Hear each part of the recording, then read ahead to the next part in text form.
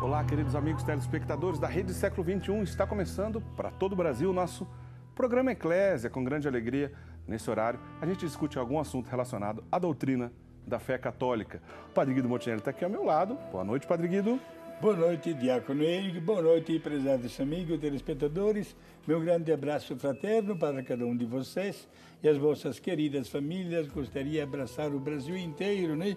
Do norte ao sul. Sempre estamos aqui com a boa vontade de explicar a doutrina cristã, catequese, e acreditamos plenamente que quanto mais se conhece, mais se ama. Bom, já na reta final do ano de 2017, né, que já está quase acabando, vamos falar sobre os 10 anos do documento Summorum Pontificum.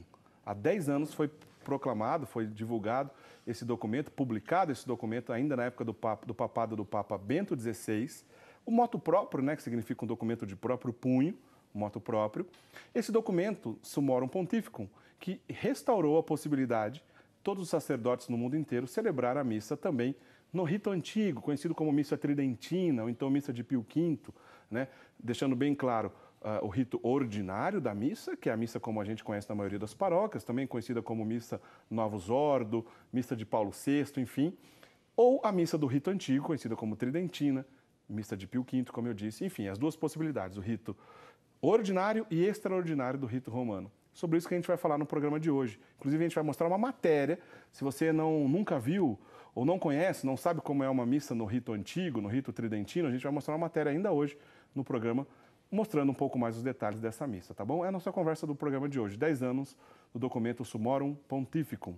O que significa Summorum Pontificum? Bom, em primeiro lugar, Diácono Eric, prezados amigos e telespectadores, todos os documentos oficiais da Igreja, como também as cartas do Papa, ou como é chamado em língua latina, motu próprio, isto é, de sua autoria, um documento particular, sempre são editados em língua latina. Summorum Pontificum significa dos sumos pontífices, dos papas, né? Certo. E a frase completa é: a preocupação dos sumos pontífices sempre foi aquela de oferecer um culto digno para a glória do nome de Deus e para o bem de toda a Igreja. Muito bom. Já adianto para os nossos amigos telespectadores que esse documento Summorum Pontificum é um documento rápido para você ler, é um documento curto. Sim. Se você digitar aí na internet, você vai achar, inclusive o site do Vaticano disponibiliza, tá? Não é difícil. A maneira como está escrito está aqui no vídeo, você pode acompanhar no vídeo a maneira correta de escrever Summorum Pontificum, para você ter acesso a esse documento. Padre Guido, vamos fazer rapidinho uma pincelada histórica aqui. Sim. Sobre a questão da liturgia.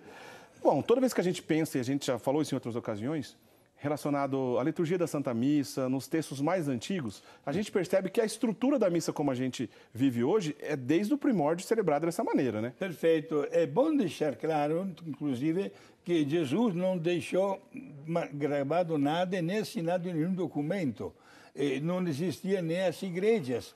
O lugar do culto era nas casas e notamos que os primeiros apóstolos, obedecendo a ordem de Jesus de ir no mundo inteiro anunciando o Evangelho, faziam também do dia do Senhor, do domingo, um dia especial de encontro com os fiéis.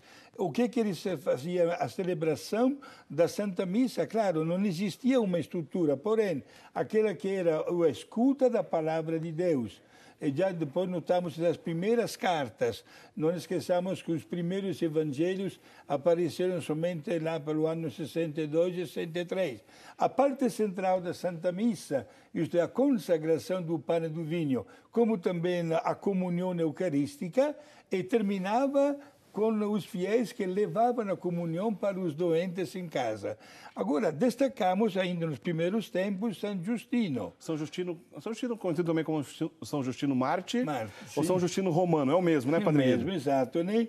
A festa dele é o dia 1º de junho. Início de junho, inclusive, bate com a festa do fundador da minha congregação. No mesmo dia de Santo Aníbal? Dia, Santo Aníbal Maria de França. Porque São Justino, meus amigos, deixou escrito para a história, digamos, como celebrar a Santa Missa. Isto é, com os momentos iniciais, isto é, se eu quero alcançar uma graça, precisa que esteja em condições para que isso aconteça. Portanto, o ato penitencial, a escuta da palavra de Deus, a explicação da doutrina, o oferecimento dos bens, de algumas coisas, sobretudo para os pobres, que era para as comunidades, entre aspas, Diácono Eli, né? Está registrado no livro dos Atos dos Apóstolos, que os cristãos tinham tudo em comum, né? Cada um depositava até os pés dos apóstolos que ganhavam durante o dia para ser distribuído entre as famílias carentes. E depois a consagração e, sobretudo, a Santa Comunhão Eucarística, que era, digamos assim, o presente mais bonito que cada um podia receber, o corpo de Cristo dentro de si. E depois, repito, levavam também a Eucaristia para casa. São Justino foi um grande colaborador para a dinâmica de uma estrutura da liturgia. Agora, se nós viajamos através dos séculos, destacamos também o Papa Gregório Magno, né? Aliás, no documento Summorum Pontificum, o Papa Bento XVI, né, que escreveu esse documento lá em 2007, cita São Gregório Magno Sim. como um divisor de águas, talvez aí na questão da organização da liturgia, Padre Guido. Perfeito. Inclusive, o Papa Gregório Magno, ele viveu na hora que estavam se multiplicando os mosteiros dos beneditinos, certo? Especialmente lá na Itália. E ele aponta como modelo da celebração eucarística o rito que se celebrava na cidade de Roma, seja para a missa como também para o canto do ofício divino. Aliás, o canto gregoriano é por causa de Gregório Magno, não é, Padre Guido? Exato, pegou o nome dele, né? Como modelo. Digamos, inclusive, que coincidindo os tempos, os beneditinos estavam numa fase com o vento a favor. Estavam se multiplicando e a estrutura beneditina marcava a sua presença já em vários países da Europa. Ô, Padre Guido, só um parênteses aqui, daqui a pouquinho a gente vai mostrar, como eu estou anunciando desde o início, uma matéria, né, que nós fizemos mostrando detalhes do rito antigo, do rito da missa tridentina, conhecido também como missa de Pio V, ou o rito extraordinário do rito romano, né, já que o rito ordinário é a atual missa, conhecido como missa Novus Ordo, ainda também missa de Paulo VI, né, a referência para a missa atual que na maioria das paróquias são celebradas. Daqui a pouquinho a gente mostra essa matéria.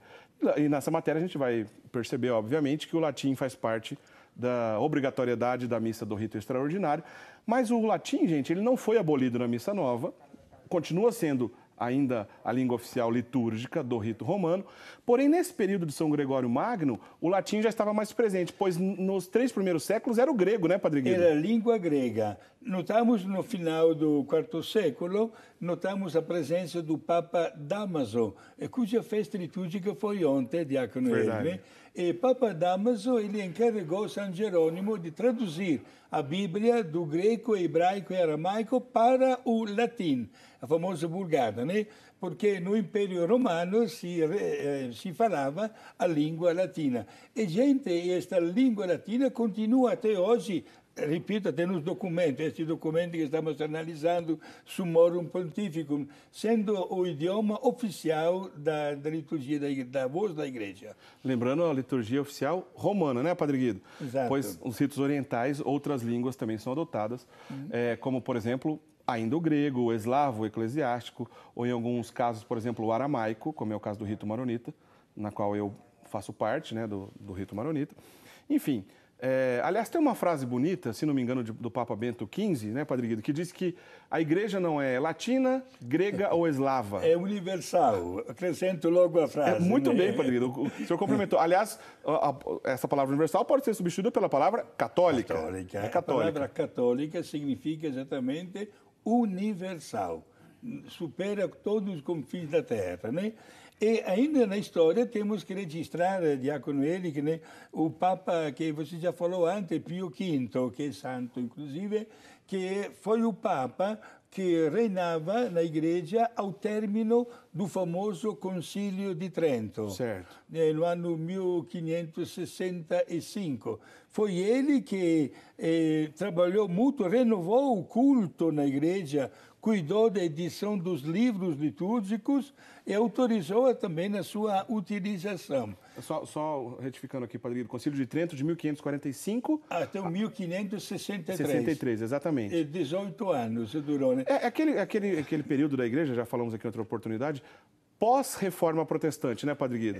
Foi a resposta que a Igreja Católica deu à reforma protestante e chama-se de contra-reforma, né? Certo. E lamentamos que isso foi um século até muito difícil, o século XVI, quando nasceram as religiões protestantes, luteranismo, calvinismo, anglicanismo e outras também, né? E este concílio foi a resposta que a Igreja deu e definiu exatamente tantas verdades de fé, entre as quais nós destacamos a transubstanciação, né, a validade dos sacramentos, a instituição dos seminários para preparar os jovens para o sacerdócio, etc. E o Papa, e naturalmente Pio V, que é santo, o Papa que terminou o concílio no ano 1563, destacou-se pela sua contribuição pessoal, fortalecendo, né, em uma maneira, digamos assim, mesmo imperativa, com toda a autoridade de vigário de Cristo aqui na Terra, de legítimo sucessor de São Pedro, e, portanto, aquela missa do Concílio de Trento chamou-se de Tridentina. E permaneceu, digamos assim, em vigor, no sentido que administrada este rito até ao Concílio Vaticano II, né? Por vários séculos permaneceu assim tudo na língua latina. As pessoas mais idosas que estão nos acompanhando se lembram, né, quando o padre celebrava virado de costas, com parlamentos um pouco diferentes, tudo na língua latina. Não se admitia naquela época a concelebração e tantas outras coisas, mas que não foram abolidas.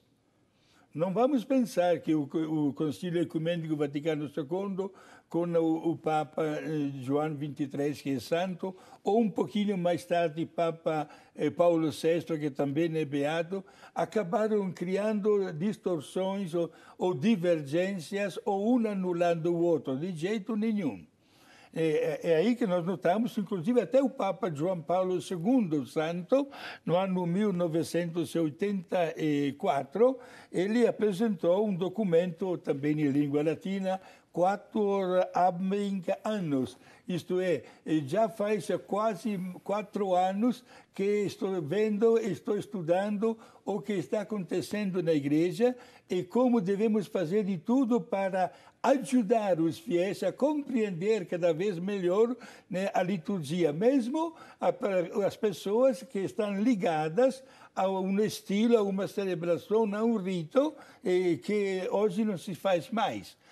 Por isso, o Papa João Paulo II, e logo após dele, o autor da Summorum Pontificum, Bento XVI, autorizam os bispos para a celebração também desta Santa Missa. Beleza, só recapitulando então, né? O Papa Bento XVI, no documento Summorum Pontificum, cita o Papa Gregório Magno e também o Papa Pio V como 2 grandes e importantes colaboradores para a manutenção, para a vida saudável na igreja no que diz respeito à liturgia e tudo mais. Está lá no documento Summorum Pontificum, vale a pena você ler. O Padre Guido já deixou bem claro, o Papa Pio V, né, o Papa importante do Concílio de Trento, por isso que a missa tridentina ficou conhecida com esse nome, de também missa de Pio V ou tridentina, devido ao trabalho desse grande Papa e também desse grande concílio. Esse grande concílio, muita coisa boa aconteceu nele. Já dedicamos um programa sobre isso, está lá no nosso portal, rs21.com.br/eclésia, tem um programa exclusivo sobre o Concílio de Trento. Mas, Padre Guido, o senhor já deixou bem claro que nunca foi abolido na igreja essa missa antiga, como o próprio documento de 84 que o senhor citou, de João Paulo II, que permitia a celebração nessa missa antiga desde que houvesse uma necessidade, que o bispo autorizasse, etc. Mas a gente pode dizer, Padre Guido, que essa missa tridentina, ou a missa de Pio V, que hoje, né, conhecido como rito extraordinário do rito romano, já que o rito ordinário é a missa Novus Ordo, né, a missa mais presente na maioria das paróquias.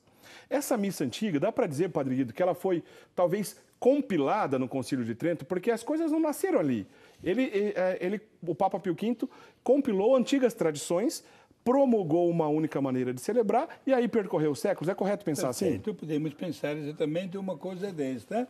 minha gente, sobretudo porque a época no qual foi realizado e celebrado o Concílio de Trento foi uma época bastante difícil e perturbada dentro da Igreja, devido a teorias e a heresias que estavam nascendo.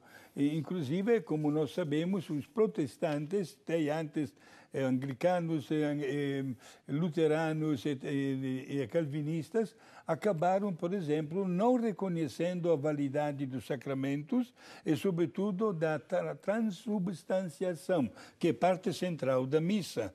Isto é, não acontece a passagem da substância do pão e do vinho para o corpo e o sangue de Cristo.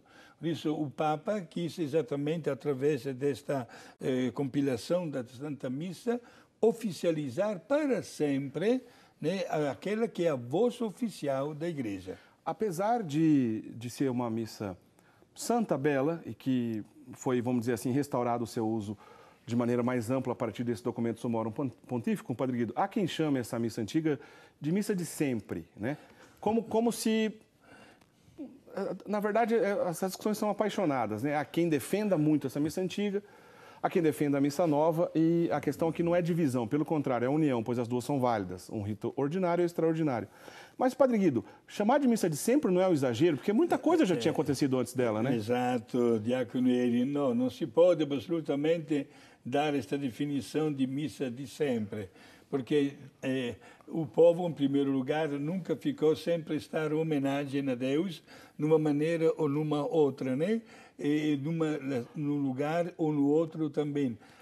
A missa, a partir do dia no qual Jesus, na véspera da sua paixão, disse: fazer isto para celebrar a minha memória, gente sempre ouve um sacerdote celebrando esta memória, né? Portanto, sempre existiu, não é uma determinada missa. Hoje nós vivemos num clima, não podemos definir a nossa missa que foi sempre assim também, não. Por exemplo, eu gosto sempre desse exemplo. O senhor é de Milão.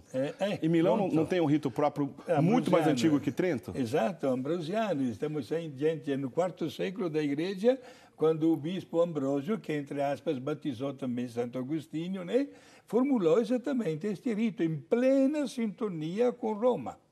Certo? Em plena sintonia, porque estava tudo legal, conforme. Só que cada um tem, às vezes, uma expressão um pouco diferente, né? Por exemplo, nunca teríamos imaginado na história da Igreja, de repente, o sacerdote celebrar virado para o povo. Veja, como se hoje achamos que é uma coisa mais bela, normal, que existe, usar até a mesma língua. Aliás, o senhor Diácono Eri, que é do rito maronita, tantas vezes os ritos orientais não enfrentaram situações novas como aconteceu no rito romano. Por exemplo, a passagem para o chamado vernáculo, isto é o idioma local, né? Foi uma grande conquista nos dias de hoje. Eu lembro quando era criança, exatamente a missa tridentina, que se rezava o terço durante a Santa Missa. Aliás, temos até um documento assinado pelo grande Papa e Santo Pio X, que estimula as pessoas a rezar o terço durante a Santa Missa. Veja que não era uma coisa, mas como não participava?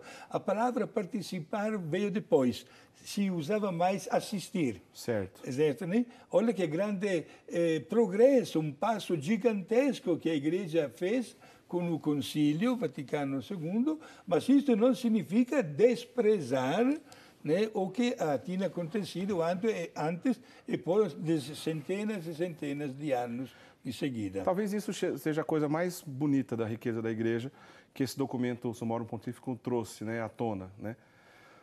Manter as tradições antigas válidas, lícitas, belas, sem desprezar as atuais, né? O rito ordinário e o rito extraordinário da Santa Missa, isso está claro, mas muita coisa aconteceu antes disso, para lembrar aqui, só para ficar no rito romano.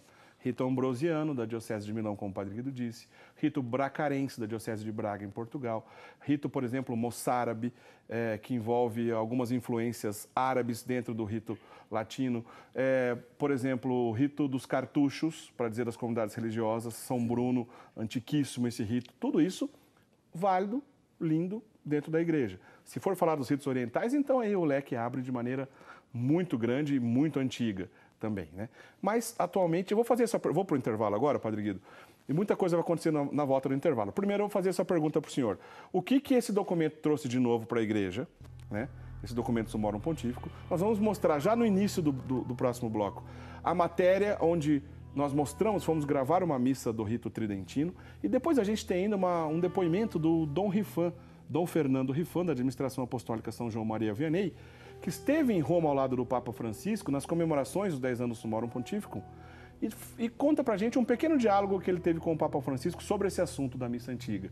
Padre Guido, esse documento Sumorum Pontífico, em poucas palavras, o que ele trouxe de novo para a igreja? Bom, em primeiro lugar, trouxe a preocupação do Santo Padre, o Papa, de preservar dentro da liturgia eucarística, são palavras em língua latina, a lex orandi e a lex credendi, isto é, aquele encontro que nós fazemos com Deus deve ser um encontro de oração, certo. Lex orandi.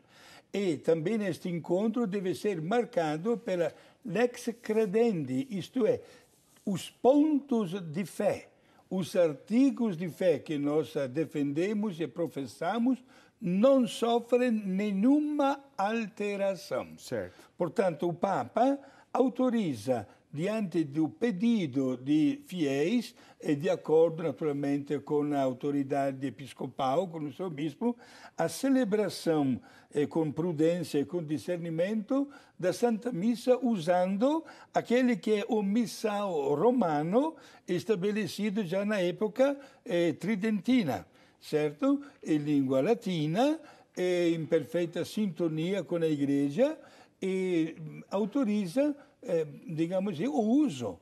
Portanto, o que a Igreja quer que não haja uma, desculpe a expressão, competição entre um rito de missa, dizendo um é melhor do que o outro. Não. Todos, usados nos 2000 anos de história, têm o seu grande valor e são todos aprovados positivamente. Não deve existir uma briga entre um e o outro, dizendo vale a pena um, vale a pena o outro. Não. Cada um no seu tempo, com os seus grandes valores. Portanto, fica bem claro a licença que o Santo Padre, o Papa, dá, de acordo com os bispos locais também, de celebrar a Santa Missa, na missa tridentina, ou também usando o missal reformado, digamos assim, pelo Papa João XXIII, ao término do Concílio Vaticano II, e também reformado também pelo Papa, o Beato Paulo VI, no ano 1970. Quer dizer que se houver uma comunidade de fiéis pedindo isso ao pároco ou pedindo isso ao bispo, o documento incentiva que esses fiéis sejam atendidos, sem uma autorização específica ou um documento específico. Basta que haja o preparo adequado e uma paróquia, ou um lugar, ou um horário específico pode atender esses fiéis? Sim, exato. É isso que o Santo Padre permite, elogia, digamos assim, até a vontade, até de conhecer a riqueza destes ritos, que, digamos assim, agora, claro, são um pouquinho colocados de lado, né? Mas cada um tem uma riqueza de conteúdo que deve ser apreciado e também aprimorado. Apenas alguns rápidos comentários para ficar bem claro aqui o que nós acabamos de aprender. Em relação ao comentário do véu, o uso do véu, primeiro, não é obrigatório e é possível usar o véu também numa missa do rito ordinário, numa missa do rito Novus Ordo, né? Um rito mais comum das paróquias. Não tem problema disso, até porque não é obrigatório. Segundo, em relação ao paramento que nós vimos, essa casula belíssima que nós vimos na imagem, a casula romana, esse estilo de casula, apesar da gente ter essa sensação que é muito antigo, ele é mais novo do que a casula gótica, que é a casula comum que a gente vê na maioria das celebrações. Celebrada, inclusive, no rito ordinário, rito novo, né? Esse paramento Ele é mais novo que aquele outro paramento que a gente vê mais comum, que é a chamada de casula gótica. A casula gótica ela é mais antiga. Então também a gente tem essa sensação que essa é mais antiga, pois é e não é, né? É apenas que nas últimas décadas usou menos e a gente tem a impressão que é muito antigo, mas ela é mais nova do que a casula gótica, tá? Só esses pequenos comentários. Agora, a administração apostólica São João Maria Vianney, que é uma diocese pessoal, né, que fica no estado do Rio de Janeiro, na cidade de Campos, tem o bispo Dom Fernando Rifan, né? Eu encontrei com ele no Rio de Janeiro, né, sem querer, eu não sabia que ia encontrar, e acabei gravando de celular mesmo uma pequena contribuição para que pudesse entrar conosco aqui agora no programa Eclésia de tudo isso que a gente está dizendo. Pois o Dom Fernando disse que se encontrou com o Papa Francisco lá em Roma num evento para comemorar 10 anos do Summorum Pontificum, né? E o Papa Francisco teve um pequeno diálogo justamente com o Dom Rifan e ele conta para a gente agora. Vamos ver. Eu estive com o Papa Francisco por ocasião da comemoração do Summorum Pontificum e falei com ele que estava ali por causa da missa tradicional. Ele falou assim, que bom, mas ele falou, eu só temo a instrumentalização da missa na forma antiga contra a igreja. Eu falei, eu também temo e eu estou aqui para isso, para dar a correta orientação, conservarmos a missa na forma antiga em plena comunhão com a igreja como uma das riquezas da igreja. Aí o Papa Francisco me disse, assim conservada é uma grande riqueza para a igreja. É claro, essa riqueza litúrgica que nós conservamos em união com a igreja. Olha só que bonito, justamente essa diocese pessoal, que Dom Rifan é bispo, celebra apenas no rito antigo, né? E ele teve esse pequeno diálogo com o Papa que eu achei interessantíssimo que o Papa Francisco disse. A preocupação, Padre Guido, do Papa é justamente que essa missa antiga seja instrumentalizada. Sim. Ou que causa competição, em outras palavras. Perfeito, isso deve ser evitado, porque a missa, seja moderna como também a antiga, tem os seus grandes valores. E colocar, digamos assim, uma divergência dentro da estrutura da liturgia, não. É isso que deve ser evitado, né? E, portanto, como já disse antes, não existe a expressão uma é melhor do que a outra. Pode acontecer, diácono Eli, que uma pessoa se sinta mais à vontade dentro de um clima de uma missa tridentina. Não tem nada de mal isso. Isso não significa ir contra a estrutura moderna da Igreja. É por isso que o Papa Bento XVI, pedindo prudência e, sobretudo, discernimento, abre a possibilidade da celebração da Santa Missa em pleno acordo com a autoridade do bispo, sem, digamos assim, fazer um processo burocrático de pedir licença do Vaticano. E todos os bispos têm esta possibilidade. E, inclusive, chega a dizer que se, olha só, a famosa frase Vox Populi, Vox Dei, a voz do povo é a voz de Deus, que se o bispo não quer atender, olha, os fiéis podem apelar para mais um conselho, né, da Igreja, Ecclesia Dei. Aquela comissão Ecclesia Dei, né? Exato. Que foi uma comissão que o Papa João Paulo II criou para tratar desse assunto. E no documento Summorum Pontificum, o Papa Bento XVI cita, né? Ele incentiva o bispo a atender, mas ele já deixa a possibilidade de alguém que pode recorrer a essa comissão para que, de repente, seja resolvido o problema, Padre Guido, é isso? Perfeito. E, naturalmente, ele quer dar plena satisfação, esse documento, ao anseio dos fiéis que querem também ter esta possibilidade de interiorizar-se com a celebração da missa tridentina. Aliás, mais ainda, Papa Bento XVI autoriza até os bispos, para o bem da Igreja, a formar, instituir paróquias, onde se celebre, digamos assim, numa ordem ordinária, a celebração da missa tridentina. Como também é bom que nós saibamos, veja só, gente, que grande abertura do Papa Bento XVI, até a celebração dos sacramentos conforme o rito tridentino. Quer dizer, não restaurou só a questão da Santa Missa, né, não, Padre Guido? Não. É possível os outros divino, sacramentos? Dos outros sacramentos e também do ofício divino, né?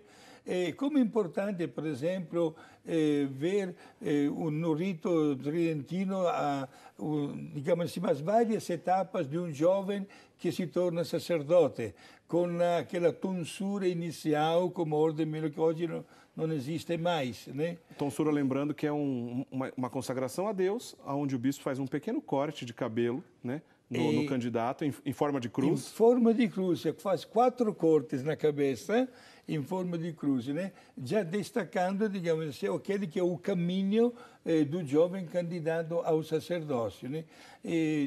Até na administração do sacramento, minha gente, as pessoas mais idosas, por exemplo, devem lembrar-se que quando o bispo crismava, além de colocar na fronte o santo óleo do crisma, dizendo, olha, recebe por este sinal os dons do Espírito Santo, o bispo até com os 3 dedos da mão direita dava um pequeno tapa na cara, né? Que gerava uma pequena dor. Era o símbolo que o sacramento do crisma nos tornava, e até hoje nos torna, soldados de Cristo, e como soldados devemos estar prontos a doar também a nossa vida para o bem da nossa pátria. Quer dizer, todos esses outros costumes, né, o restauro das ordens menores, do subdiaconato, por exemplo, que é uma ordem menor, o último grau das ordens menores antigas, Sim. que atualmente não é mais concedido aos candidatos, só recebe o leitorato e o acolitato, foi restaurada para quem segue essas regras. Mesma coisa o costume do batismo, do crisma, como o Padre Guido estava dizendo, todas essas outras coisas. Porém, a gente tem que levar em consideração, é muito importante o que o Dom Rifan falou ali na sua pequena entrevista, né? O Papa Francisco tem essa preocupação porque é uma preocupação digna, né? Porque muita coisa já aconteceu na igreja, inclusive alguns grupos que separaram da comunhão da igreja, né, para defender, inclusive, o uso do rito antigo. Não é só isso, a questão é complexa, né? Mas é claro que é uma preocupação. E a resposta do bispo também foi válida, porque ele falou para o Papa, olha, eu também tenho essa preocupação. É por isso que eu, como bispo, estou lá para que mantenha a unidade da igreja e as coisas continuem como devem ser. A resposta do Papa Francisco foi bonita. Bom, sendo assim, é uma grande riqueza para a igreja manter essas tradições. Que bonito isso, né? Porque realmente é uma grande riqueza. Então, de tudo que a gente está dizendo aqui, olha, é direito dos fiéis? É direito dos fiéis. O documento do Papa Bento XVI pede, né, o apoio dos párocos, dos bispos, para que seja atendido o direito dos fiéis? Sim. Porém, não é ferro e fogo. Infelizmente, a gente não vai encontrar em qualquer esquina um sacerdote, por exemplo, que domine o latim para celebrar esse tipo de rito, né? Então, é justo, é válido, pode ser preparado, pode ser, inclusive, de uma maneira tranquila, uma catequese feita para o preparo desse tipo de celebração, porém, todo o respeito à nossa missa antiga, e nenhuma palavra contra a missa nova, né? Esse eu acho que é um bom princípio. Todo o respeito à missa antiga, que é válido, que é lícito, que é santo, mas também todo o respeito à missa nova, que também é válido, pois assim instituiu, né, a Santa Igreja. Não é verdade, Padre Guido? Exato, meus amigos. A Igreja quer facilitar as coisas, chegando cada vez mais perto dos fiéis. Vendo esta imagem da missa tridentina de Diácono Eric, eu lembrei o meu tempo de coroinha, lá na Itália, quando a missa era também lá, tudo em língua latina, e tudo que nós vimos aqui se realizava diariamente em todas as igrejas, com o padre virado, né, de costa para os fiéis, etc. Mas, aos poucos, a igreja fez grandes passos para que tudo que acontece no altar possa ser participado pelos fiéis.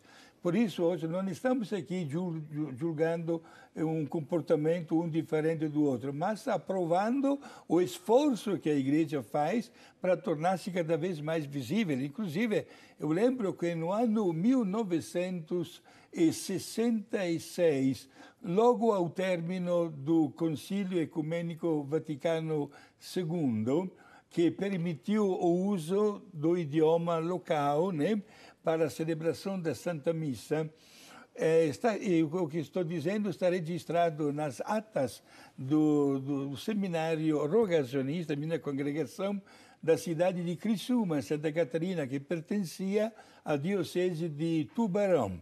O bispo autorizou esta experiência exatamente no nosso seminário, com a supervisão de alguns padres da diocese, para, digamos assim, ter uma impressão positiva ou menos, ou encontrar alguns desafios para poder melhorar a maneira de tornar-se cada vez mais visível com a palavra de Deus.